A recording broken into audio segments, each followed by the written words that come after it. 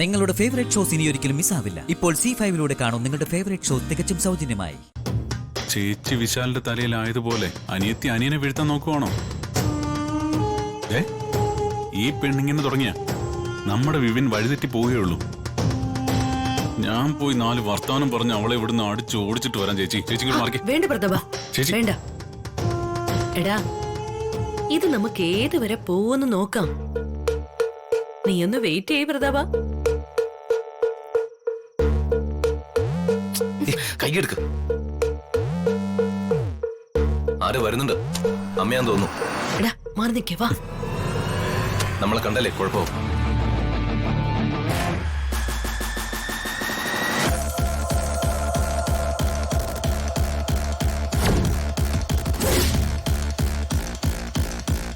വിപിൻ സാറേ, സാർ എന്നെ പറ്റിച്ചതല്ലേ, ശരിയാക്കി തരാം.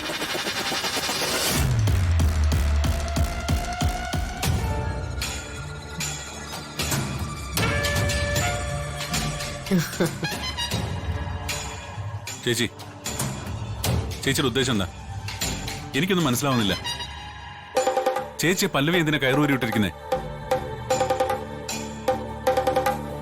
ചേച്ചി, ഞാനൊരു കാര്യം വ്യക്തമായിട്ട് പറയാം. ഇത് മുളയിലേ നുള്ളണം, ഇല്ലെങ്കിലേ ഇത് വലിയ മെനക്കേടാവേ. നമ്മുടെ ചെറുക്കന്റെ ഭാവി അവളുടെ കയ്യിലാവും. പിന്നീട് നിന്ന് ദുഃഖിച്ചിട്ട് കാര്യമില്ല. ഇതാ ഇപ്പൊ തന്നെ കണ്ടില്ലേ, മര്യാദക്കിരുന്ന് ജോലി ചെയ്ത അവനെ അവള് ഇളക്കി വിട്ടത്. പ്രതാപ, നമ്മൾ ഇപ്പൊ ആവേശം കാണിച്ചിട്ട് കാര്യമില്ല. അപ്പൊ അവള് വിപിന്റെ പിന്നാലെ ഇങ്ങനെ നടക്കട്ടെ എന്നാണ് ചേച്ചി പറയുന്നത്? എടാ, അവളുടെ പ്രായം അതല്ലേ. നമ്മൾ തടയിടാൻ നോക്കിയാലും അവൾ അവളുടെ ആ ലൈനിൽ തന്നെ തുടരും. അങ്ങനൊന്നുമില്ല. പറയേണ്ട രീതിയിൽ പറഞ്ഞ അവള് പേടി ചോദിക്കോളും. പിന്നീട് അവൾ അവന്റെ നിഴൽ വെട്ടത്ത് പോലും വരില്ല. ചേച്ചിക്ക് അവളെ ശാസിച്ച് നിലയ്ക്ക് നിർത്താൻ പ്രയാസമാണെങ്കിൽ എന്നോട് പറ, ഞാൻ ഈ വിഷയം കൈകാര്യം ചെയ്തോളാം. അവള് പിന്നീട് അനങ്ങില്ല. ഇവനെ കുറിച്ച് വെറുതെ പോലും അവള് ചിന്തിക്കില്ല.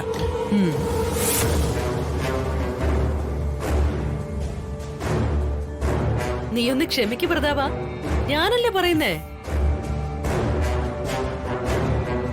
ചേച്ചി, പാർവതി വിശാലിന്റെ തലയിലായതുപോലെ അല്ല പല്ലവി വിപിന്റെ ചുമലിലാവുന്നത്. വിശാലുമായിട്ട് നമുക്കൊരു ബന്ധവുമില്ല. അവന്റെ ജീവിതത്തിൽ നമുക്കൊരു ഉത്തരവാദിത്വവും ഇല്ല. ഈ സ്വത്തുക്കളും ഗായത്രി ഗ്രൂപ്പ് ഓഫ് കമ്പനീസും നമ്മുടെ കൈവശം വന്നു ചേർന്ന പിന്നെ വിശാലിനെയും പാർവതിയും നമ്മളിവിടുന്ന് അടിച്ചിറക്കി വിടും. അതുപോലെയാണോ വിപിൻ? വിശാലും പാർവതിയും തെരുവിലായി കഴിഞ്ഞാൽ പിന്നെ വിപിനും വിനയിക്കുമാണ് ഈ സ്വത്തുക്കളെല്ലാം. അപ്പോ പല്ലവി വിപിന് ഒരു ബാധ്യതയായി കഴിഞ്ഞാൽ നമ്മൾ എന്ത് ചെയ്യും? ഇവളെ ഈ രീതിയിൽ വളരാൻ വിട്ടാ അവൾ ഏത് വിധേനയും വിപിനെ വശീകരിച്ചെടുക്കും. ചേച്ചി പോലെ തന്നെ അനിയത്തിയും. അവളുടെ ലക്ഷ്യവും ഇവിടുത്തെ സ്വത്തുക്കളാ.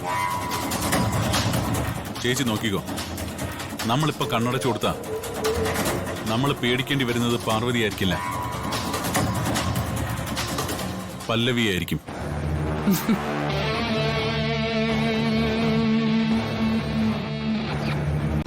ഡൗൺലോഡ് ചെയ്യൂ C5 ആപ്പ്. കാണൂ എല്ലാ എപ്പിസോഡുകളും സൗജന്യമായി.